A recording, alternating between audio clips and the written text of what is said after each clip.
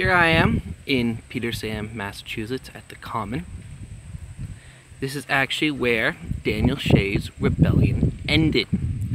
So, it's actually nice and sunny September day right now, but I'd like you to imagine instead that it's February, and that it's cold, and that there's lots of snow. So Danial Shays had just lost a engagement in Springfield, where they tried to capture the local arsenal. So they retreated here. So General Lincoln and his forces, there's a car coming so I gotta be hurry, ended up marching through the night. So Shay was set up here in Petersham in some of the old houses. Most of the actual old houses are gone. Most of these are from the 1800s, not the 1780s or earlier. So what ended up happening is General Lincoln took them by surprise while they were having breakfast, and most of them ran. There wasn't actually very much bloodshed, which was good. And I was actually reading a first-hand account by a captain, whose name escapes me, but I'll put it in below, who wrote about how they actually captured one of Shay's captains and his men. And General Lincoln asked him what he would like to do.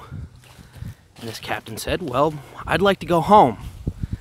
At which point, General Lincoln said, "That's a great idea. We'll provide you with food or sleighs to get home," and basically sent them home. And so there was not actually a ton of bloodshed.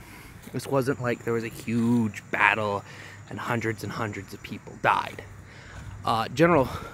Shay himself, you have to also remember, is most of these guys had the same problems. They were all, most of them, people that fought in the Revolutionary War, and were upset about what was going on afterwards, the economic downturn and all that. That was actually something that really affected the slave trade and indentured servitude too.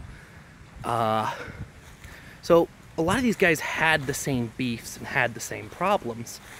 And the other thing was they didn't want to cause a lot of bloodshed because, there were concerns that it could get bigger, and that, quietly ending it in Petersham, which was very remote then, and wasn't much going on, without a lot of bloodshed, was advantageous to pretty much everyone involved.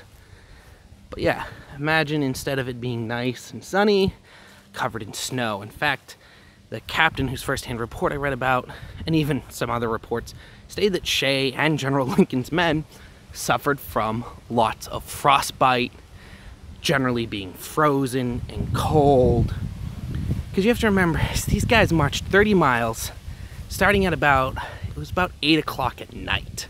They marched through the night when it was cold. In fact, I don't come back and visit this area in the winter because it's cold. Anyways, here's Petersham Common.